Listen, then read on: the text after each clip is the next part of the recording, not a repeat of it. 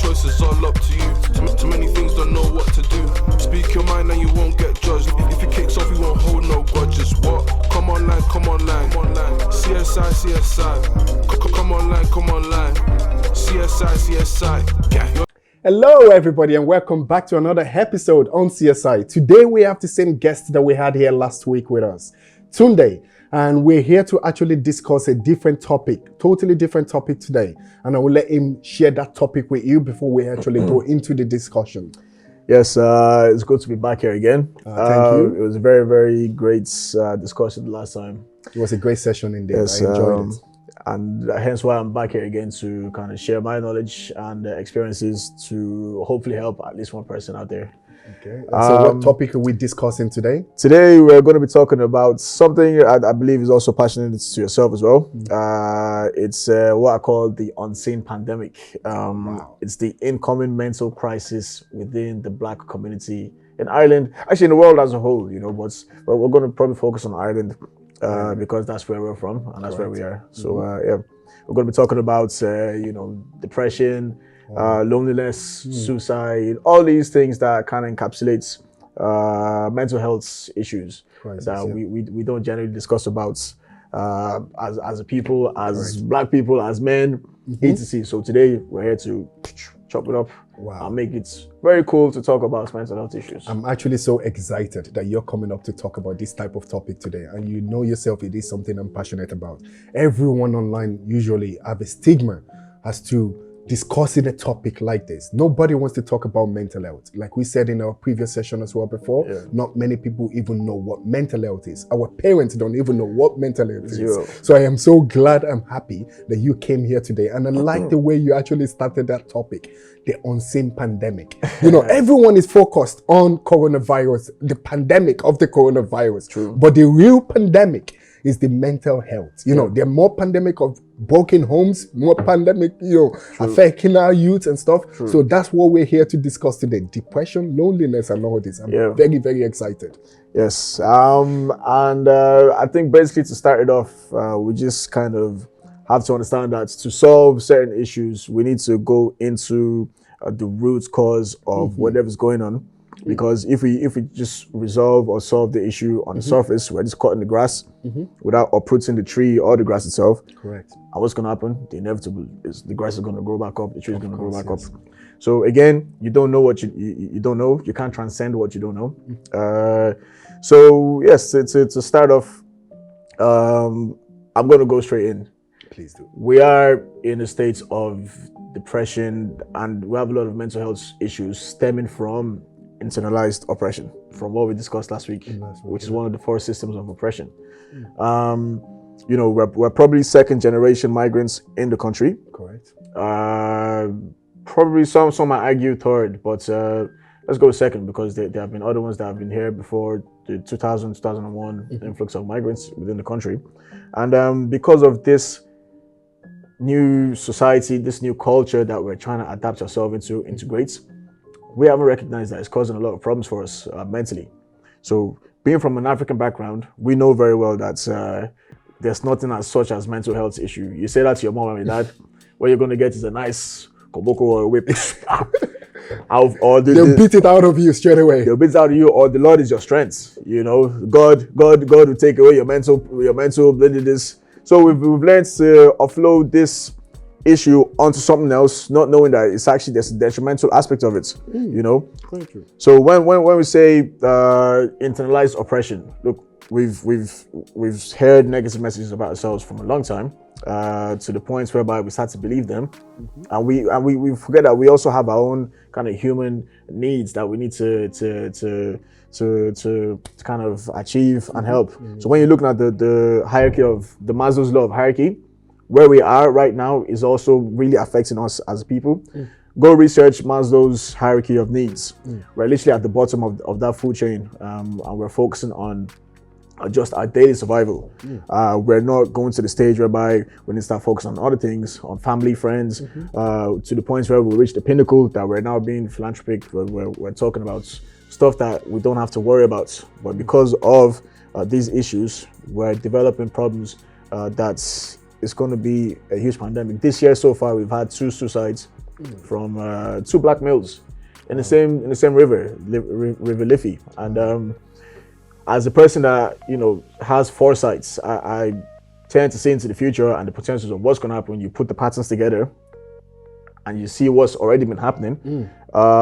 It's going to be a lot more than that, because there's a lot of pressures that's ongoing for ourselves right now, with your family, with kids.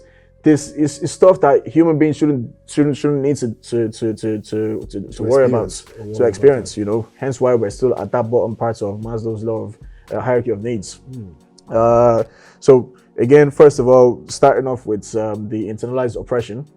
Or the institutional oppression. You have a young male who wants to be a man. Every single male's priority. We have basic instincts. Correct. Yeah. To feed for yourself and your family, to protect yourself and your family, and that will only happen if you have financial stability. If you have a financial kind of ease, there's no issue for you. That's why you see startups. They'll tell you a huge percentage of startups fail, and one of the main reasons is because they weren't able to get seed investments. They weren't able to get investments. Why is that investment critical? It's critical because investments actually alleviates one of the main problems, which is it pays their salary first of all. So two founders, they get 40-40 out of the investment that they get, probably a 500,000 initial investment or whatever it is. But that's there, it takes their mind away from the main thing, which is having to worry about how they're going to pay their bills, how they're going to pay their rents, how they're going to pay whatever it is. They look after their family, and they can now have undivided attention on the issue at hand. And this is why businesses scale from small scale to large scale. This is how Facebook, let's not go into that. Okay. But with this, we don't have access to this. Why? Because first of all, you will notice, yes, we have a lot of successful black people within the country, but those many successes is actually overshadowing the bigger issue. So we probably have about, out of 100,000 black people, that's not the number, it's way lower. I'm just giving an arbitrary number. Example, yeah. So out of 100,000, probably we have about 50. 50 is nice. Let's say 10 that have good jobs. And because we highlight those 10 that have good jobs, we now make it seem, what black people are doing okay. The young people are doing okay. They're having jobs. They're doing this. They have homes. They have that. But it's actually not. That's not the case. It's not the case. There's a lot more people who are suffering underneath, who don't have jobs.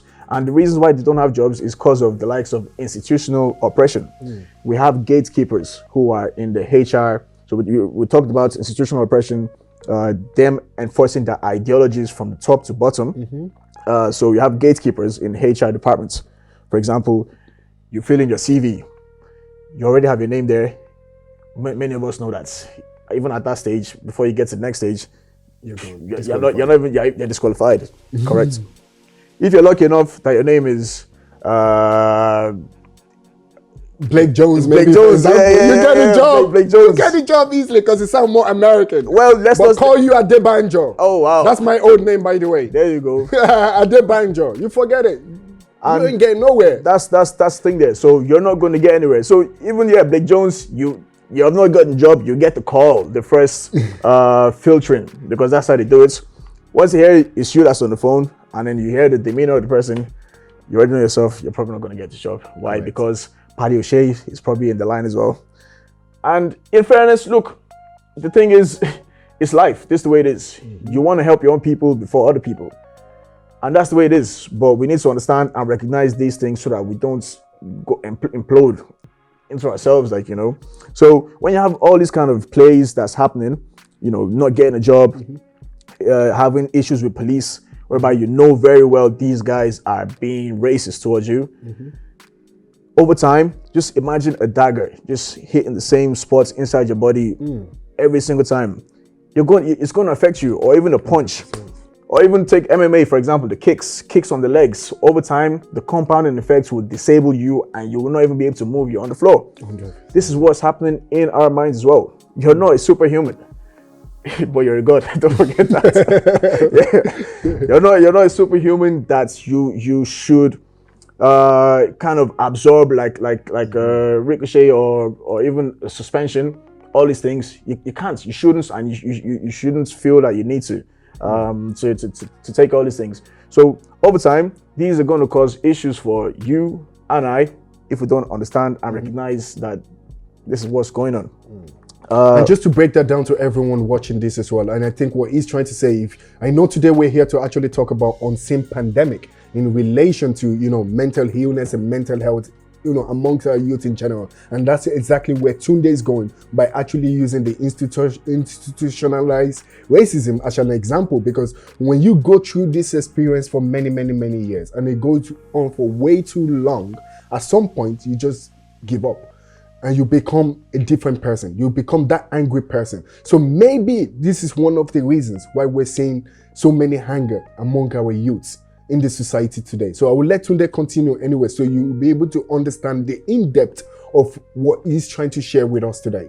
Yes, and again, not to sound too radical or radical at all, we're going into the root cause issue, because if we're talking about mental health as a whole within the Black community, we're doing ourselves a disservice, because we're not literally picking it up from where it started and trying to address it.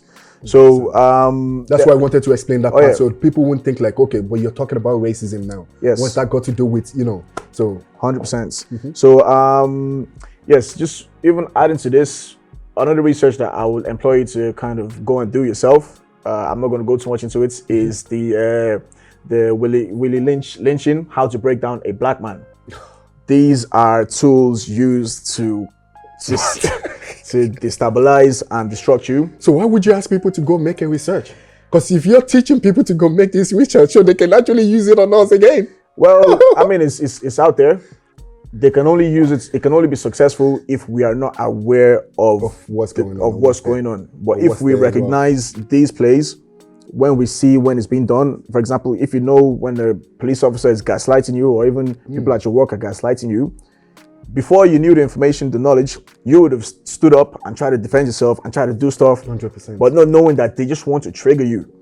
So just take action, because they know that the compound effect of you being triggered over time is going to just drive you nuts. 100%. And I've had conversations with, I remember someone, I'm not going to say the person's name, but this person said to me, at work, he stands for himself, he does this, the manager fears him, he doesn't take any bullshit, when there's an issue, he argues. And I listened to him, I sat down and I listened to him. And then at the end of it, I asked him, like, how do you feel after all those encounters? Do you feel deflated? Do you feel like it's taking its toll on you? And I was like, yeah, I do. And I was like, you see, they won. At the end of the day, they won. They got what they wanted at the end of the day. They got what they wanted. They just wanted to trigger you. And those triggering episodes, they lead eventually to mental health issues. Correct, yeah. I deal with this myself, don't get me wrong. I'm not a saint here. Like, I would have been one of the most triggered person in this world, but I had to take a stand and kind of realize that yes, there was an issue, and I had to deal with it. Hence why I went to go look for means of how to help myself. Great. And I found this information, and hopefully it's going to help you. So just going back into how we're developing, going into a mental crisis. You have children, you have young men who, most especially the eldest in the Black family. People don't talk about this a lot. The eldest in the Black family, they're the ones that are even getting closer to mental health issues, especially when things aren't going on for themselves, if that makes a lot of sense. Yeah. Because as an African, you have a lot of responsibilities that you have to deal with. You have a lot of expectations that you have to deal with, that if you don't achieve or master them, it's that whole, Baba Tunde, your friend is now the MD of a company. To a savage, you see something's daughter, she's married already. Oh yeah, I remember the saying. This, they don't have a child before marriage, and those pressures on us, they're causing issues. So yes, as well as we're talking to youths right now, we're also talking to the adults, the parents, because they don't know as well what the effects of what they're doing to us. But you need to recognize that these pressures they're compounding, and they're adding to just a lowered state of mind frame. Your self belief is gone down just because of those negative images, those negative messages that you're hearing about yourself constantly. 100%. So I agree with you. Yes, if a young person doesn't have a job now, for example, you're 16, 17, 18, you're seeing how things are around you. You live in a society whereby the natives, they're having a good life.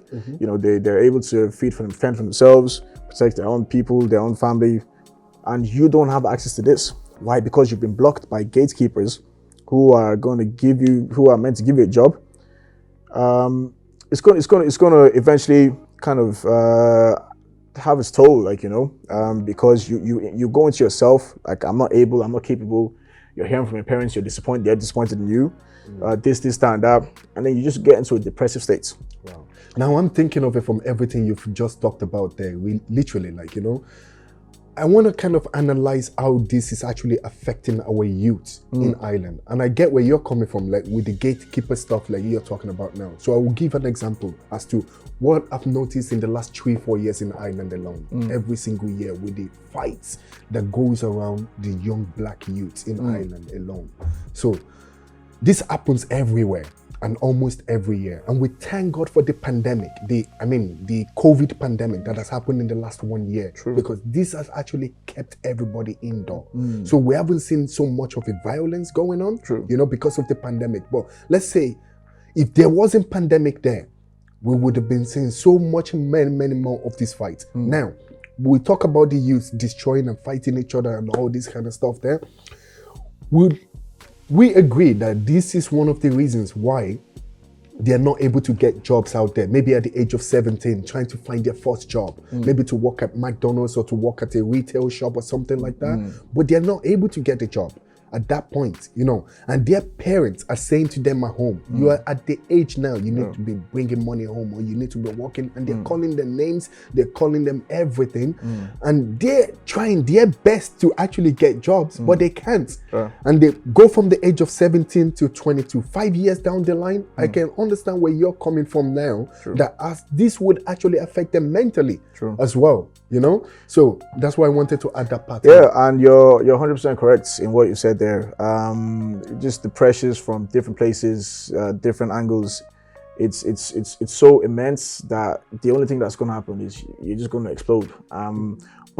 Is this what's causing the explosion among our youths in Ireland today? The explosion. Could this be one of the reasons why? It is. It's a lot of things mixed in together. And as we've discussed previously, it's starting from these oppressions, the racism that people are experiencing, because we've developed so much self-hate within ourselves that we express that internally and also to people that look like us, because you're seeing that person the way the Caucasians are seeing them, you know. And if you have that sort of mindset, it's not going to let you do things that make you believe in yourself to embark on new opportunities. You know, that's why as a people we've stopped taking risks. From as when we're born as to be risk takers. You know, that's why you see the little kid going to the plug and sticking a screwdriver into it, not knowing that it's going to get blown. But I saw a recent picture of the car lighter. You stick it in, you're curious, what is this? You touch it, you get burnt. But because of the backlash that we get constantly, you know, the trauma from all these things, the PTSD, post-traumatic stress disorder has made us kind of cower in. So think of a snail coming out of its shell. It's out of the shell naturally, but because of all these pokes, you just go back into your shell and you remain there. Correct. So this does make you to become a risk taker. A risk taker to be able to open up a business, or to be able to do stuff that will alleviate whatever pain you're going through, you know. And it's such a shame. In terms of depression, look at what's going to happen if you hear no's every time you go look for a job. I can tell you there are people I know who apply. They put in 150 applications probably per week. What? They wouldn't even get a response. They wouldn't get something back until they change their names, and then they see that it wasn't literally anything to do with them or the CV. It was just.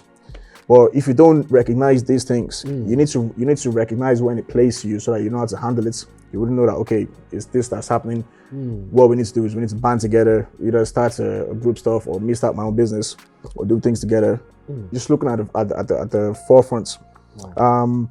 So when you have this, people start going into things like drugs, as we were discussing before. Yeah. Because as a man, as a human being, you want to provide for for your family. You want to provide for yourself. This is actually very, very embarrassing because I have a friend of mine as well that we literally, I can't mention names as well. We grew up in this country together. Yeah. This guy has every degree you can name.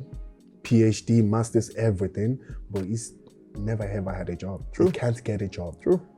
And I know for a fact one of the reasons is because of his name, you know. And now the dude is selling drugs.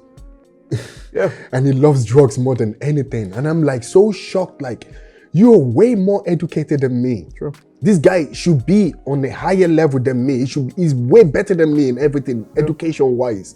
But financially, I'm better than him in every way. And that shouldn't be. I'm just so shocked and surprised. You know, these are the people I look up to when it comes to actually educating or learning or, you know, growing in life, basically. And I don't know what to say now since he turned his life into drugs. And look, it's not that people want to do that. It's because it's a choice. They have a choice, but sometimes they can't help it. As you say, condition I make crayfish bend. You know, because of his situation, his condition, that is why he's taking that active choice. He needs to feed himself. He needs to pay his rent. Man, he needs to be able to. He needs to look after. He has sexual desires as well as all men. You know, shit. Anyway, sorry. It's true. Yeah. You don't have money, you can't have a girlfriend. It's a reality. And that's facts. Every woman is demanding now. That's facts. You know, if you can't own to a responsibility of looking after your woman, bringing your woman on holiday, you're gonna be single for the rest of your life. So I'm sorry, you have to have money. You have to be responsible. True. You know. There was a quote I saw the other day, which literally explained what was going on. I don't fully know it, but it was like, it says, why do men tend to shy away from responsibilities when they don't have financial, when they are not financially stable? That there, even people that commented were like, whoa, how the hell did you pick this up about men? It's natural. That's why you see a lot of men running away from the responsibility of children. It's not like they don't want to be in their children's life. They're not able financially to provide. And as men, and then the abuse they get from the mother or from the woman in general, that you're irresponsible. There you go. And you cannot do this and you cannot do that. Society as well, not just the mother, entire society goes on the person's head. And what would that lead to? It will lead to depression. It will lead to the person cowering away into a corner. They might go out in the world, smile, do all these things, but deep down, they're depressed. 100%. What's leading to suicide? Like, when we think about it, what's leading to the depression and the suicide is because of just the ability to, well, mainly to not do what you feel you're here in this world to do. And at the end of it, the suffering might be too much for you, that you decide, you know, I'm done. Maybe there's a better life, or maybe I want to go to the next life and go and stay with 7 virgins, or whatever it is. Whatever excuse you give, you're done, you're gone. That's true. And people don't understand because they don't see what's going on, especially our issues. We haven't got counselors who understand our issues ourselves. So when you're looking at school, for example, because I would have gone through the schooling system in this place as well, and I know how their counseling process operates. It's a Caucasian person trying to solve an issue of a black person. I mean, fair play to them, but it doesn't work that way. They don't know the dynamics of the African home, of culture, how the culture, background, everything. They may think they have an idea because of their professionalism and all that, but I'm sorry to say it. Zero. This needs to stop. It needs to stop, you know? Definitely, you know, and it's a case of we having to kind of get people in those places. We need to understand that we need to pay people. We need to pay these people who have the skill, who are from our community, because if you don't pay people, I mean, we did Speak Out Africa. We were working with youths, and it was a case of, it was the financial stress on top of our own work, on top of our own issues ourselves. It was too much that some of us had to kind of divert away from it. And what's this going to cause? It's going to cause more mental health issue because we're not addressing these little young ones and helping them from how to what college work to do that will help you in the future. True. We're not having these conversations in the home with our family. Why? Because parents are either doing 2 jobs, parents have gone to work, they have in their head, our kids are okay, let's focus on the work, and the child doesn't want to disturb the parents because I've gone to work. You want to come and bring your own issue on me? This is a typical African home. Oh, yeah. You've just explained that. I don't know about the Irish home and how this affects them as well, or if they even consider giving time to their children and helping their children. But you're absolutely right about this. A father, an African father, only want to pay your school fees. What you're studying in college, no interest to them. They don't want to know. It's not their problem. I'm doing my part. Not even how they don't want to know how you feel. How you feel? Yeah, how you're you absolutely feel. right. You even explaining this and talking about this is just bringing me back memory lanes and actually thinking, wow, you're actually on point. Yeah, you see, that's exactly the reason why we set up a platform like this, because we have to eradicate the stigma of how men actually reason and how men actually think, because we need to set ourselves as an example. We need men to be coming up here more often and actually set themselves as an example and actually share their experience and talk about these issues as well, or their difficulties, and maybe some how they overcome this type of issues as well, because there are so many men suffering out there and many of us don't talk. We like to keep quiet about this. Like you said earlier, it might have something to do with ego or how we feel. And like you said as well, societal stigmas and how people may feel about this. That's exactly why we set up a platform like this, because we need people to come out of their shells and actually take the risk, talk about things, because there's so many people that will benefit from this. If you had an elderly person that have come up and share knowledge and share informations like this with you in the past while you were young, you probably wouldn't be sitting here today giving us some example and sharing some knowledge with us as well. So I'm glad that we have somewhere like this that we can actually share knowledge and share information. So I think it will be a great thing as well. Yeah, no, it's great you mentioned that as well, because just that concept of transferring knowledge or even talking to someone, having the conversations is a huge problem, again, that is plaguing our society, our community. And I'll give an example, like me and one of my very, very good friends. We talk about stuff that other guys would not even discuss at all. I'm never going to talk about. We have different conversations, but we have that comfort within ourselves. So again, probably another thing that kind of stems from our depression, etc., is who we hang around with. I agree. I was speaking with someone I know for a very long time over the weekend actually, and this person was saying to me, bro, I kind of need to do what you're doing because I've just noticed that I'm hanging around the wrong people. And this guy, he looked so broken inside of him. I didn't even know how to handle it or what to say, but I knew he was trying to say something as well as not say something. But I was hearing a lot of the things that he didn't say. And, from saying... He's afraid probably that you're going to bring him down. Well, I probably wouldn't, because... or he probably knows I wouldn't, because... our interactions together, I kind of made him feel like, I didn't even know you were this capable.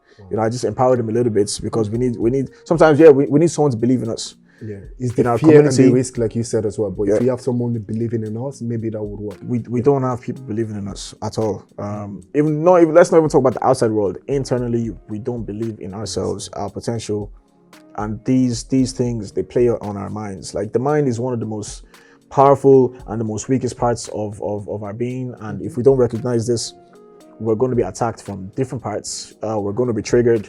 It's boiling down to anger, about emotional response to anger, or even how to deal with women again, or even for the women as well, how to deal with men. Because once you don't recognize these things, you're not going to do the necessary things to just stop whatever's going on, if that makes any sense to yourself. It does indeed. Wow. So even the women, we're talking about men here. Women are going through a lot of stress.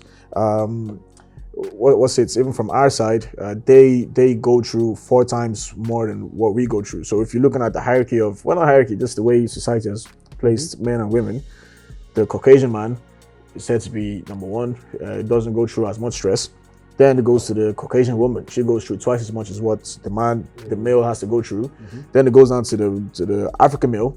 African male goes through 3 times, has to do 3 times what the Caucasian has to do. And then our women have to do 4 times what the Caucasian man has to do, because that's the way they are. Down at the bottom. So imagine having to work. You see, again, we say these things so freely. We work twice as hard. We work 3 times as hard, 4 times as hard. That's the way we are. Is It's a reality though. should it be normal? It is the reality, but is this how it should be? You know, it shouldn't be. You know what I mean? And we shouldn't normalize saying these things, because then we're going to pass on that mindset onto our offspring, onto the younger ones, not knowing that what this is going to develop is a bigger mental health problem again, because now they know that, okay, yes, I have to work 50 times as hard to get to where I need to be, or even just to taste a glimpse of what this other person is tasting. And it's also enforcing into the minds of those ones who are said to be at the top of the food chain that, yes, you guys have to work 4 times as hard, but that's the way life is. And it shouldn't be. It shouldn't be. That's just life. Wow. It really, really shouldn't be at all. Yeah. And what is it that we're missing now, or from what you explained to us at the beginning of this by saying unseen pandemic? I know we've talked a lot about, all these mental health crises and stuff like that. What else is there are we yet to see so far in the last, let's say, 2 years or 3 years with amongst our youth in Ireland? Positive or negative? Both. Both. I hate to say this, but I believe there's still going to be a lot more suicides being committed. That's reality too. It's reality. It's uncommon from the Black community, but we need to remember that this is the Black community in Africa. Suicide is frowned upon in Africa, possibly why it's not common in our community. However, we are living in a place whereby most of these kids have been born here.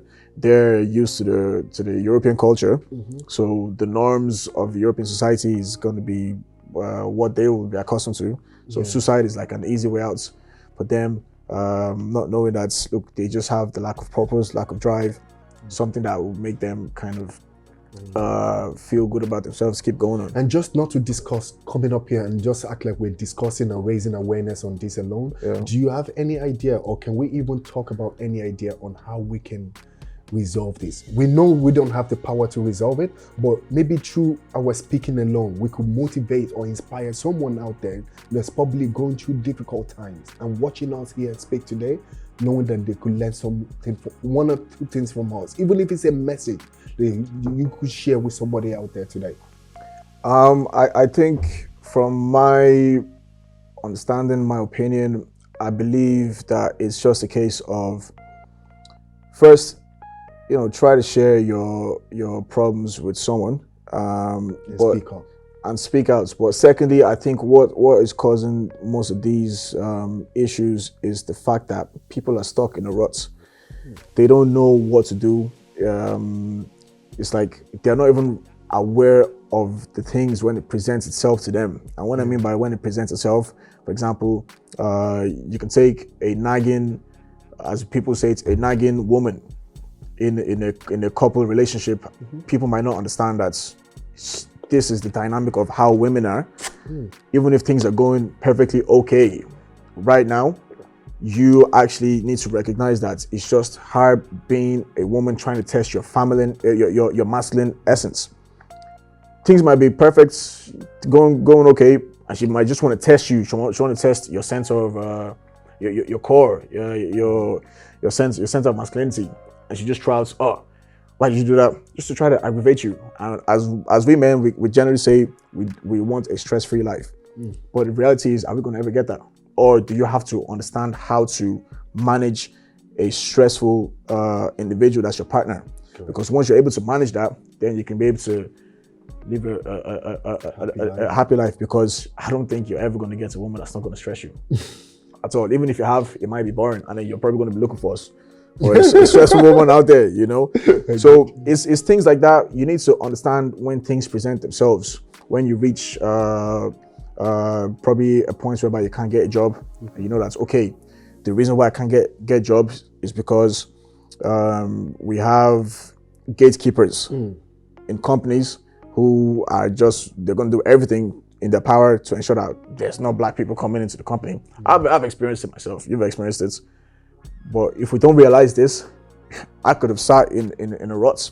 I could have sat in a corner, just depressed, and be like, oh my God, life is not anything anymore. I can't get a job. My family thinks I'm useless. A woman don't want me, this and that. And you're going to just be depressed, lonely. And what's it going to lead to? Suicide, So the ability to recognize when things actually happen, when it's playing, realize what it is, identify it, and then go look for the knowledge to actually help you to see how you can deal with it better, instead of just being in isolation and just deciding to let it affect you over and over and over again. Oh man, thank you so much for sharing that with us. And as you can hear from Tunde there, I think that's some insightful information that we and everybody can actually learn from. Okay, so I would really urge you to go ahead and follow up on the research and information he has shared with us here today. I'm very thirsty. I think that's why I'm calling out. Sorry. So I think you should go ahead and do a little bit of more research from all our discussion here today. And is there more, or is that everything? You actually talked about the negative part, okay? Do you have any positive that we can add on to that? Positives in terms of depression. Just to address another thing as well, actually, we tend to look for escapisms. Escapisms to take our mind off these issues. And it's perfectly normal. However, during this pandemic, hence why I feel passionately that it's going to be a bigger issue. We haven't had a chance to kind of go out. Someone suffering from depression might have had the opportunity to travel somewhere, to go to the clubs, to meet new women, all of this, but they've just not had that opportunity. So now it's all about occupying your mind, because literally what's going on is your mind is going through. Your mind is playing various things in itself, and the mind is very, very potent at this stuff. You want to fill in blanks to kind of understand certain things that's going on until the points whereby you've burnt out. So keep your mind occupied with positive things. If it's you want to take up something new, just give yourself something to look up to when you wake up every single day. If it's a journal, you want to write a journal. Maybe not now because you're not really doing anything. Painting, going on a trip, or even set SMART goals of something you want to achieve. A goal that has it's actionable, it's timely. So you say, okay, I want to learn how to do a handstand in 6 months. So it's not like I want to learn how to do a handstand. You set the time, I want to learn how to do a handstand in 6 months. And you focus once you have that going on, and then try to, if you can, document so that people can see what you're going through as well. It will give you accountability, so that of course there's people there that are able to see your progress, and it makes you, it pushes you as well. It's kind of part of the mindset of going to the gym, why people feel better going to the gym, because they see other people there. So it kind of pushes them to do more and more to go back to the gym. So yeah, just it's your mind, it's in your mind. All the stuff that we're going through is mental. So keep yourself active. Focus, find means that you're going to use to address whatever issue you're going through, because other than escapism, like you said. Other than escapism, because if you escape it, you will still come back to it. It's come back. Delaying the inevitable. There you go. It's definitely come back. And yeah, look, that's what I feel that we probably need to do. Yeah, thank you so much for sharing the positive side, and I think a lot of people can pick up from that as well. I really like that as well, and hopefully there will be some time in future where we would actually be able to have people on board in our studio here that would actually be able to help people as well and share information as well. And also we're open to actually bring in, like, consultants, psychiatric nurses and stuff like that, and people basically that can help in different professionalism area as well. We're open to bring them on board as well. So if you need maybe to speak with somebody or contact someone, by that time, hopefully you'll be able to reach out to us, and we'll be able to actually connect you to a professional organization that can actually help you out on this as well. And anyway, I think that's it for today from us, unless you have any more information you'd like to share with us in relation to this unseen pandemic as well. Yeah, that's basically it for me. There's a lot more purpose in life than what you're going through right now. There are other people going through what you're going through. It stalks people. You'll be surprised, very, very surprised actually, by the amounts of other people that are going through what you're going through. Like I said, I've spoken to my friends, very, very close friends. So again, it's important to have people that you're very close with. Yes, it's good to know people, but the tighter your circle of influence, the better for yourself. Discuss, because they might have solutions and exit strategies to kind of come out of the mental state that you're in right now. And again, it's absolutely normal to feel alone. It's normal to feel depressed. It's normal to feel that the world is against you. It's just you as a person expressing your emotions, and yeah, get the help that you require, or speak to other people, and they'll be able to help you. Wow. Yeah. Thank you very much for sharing this information with us It was a today. It's pleasure. been very, very, very, very fruitful. Definitely. And thank you all so much as well for tuning in as well. We will be back again next week, and please don't forget to share your thoughts, your comments, and share this video as well with anyone that you feel we need to hear this from Tunde today. Okay, so thank you for tuning in. Have a fantastic day. We will see you again next week. Bye. Come online, CSI. Come online,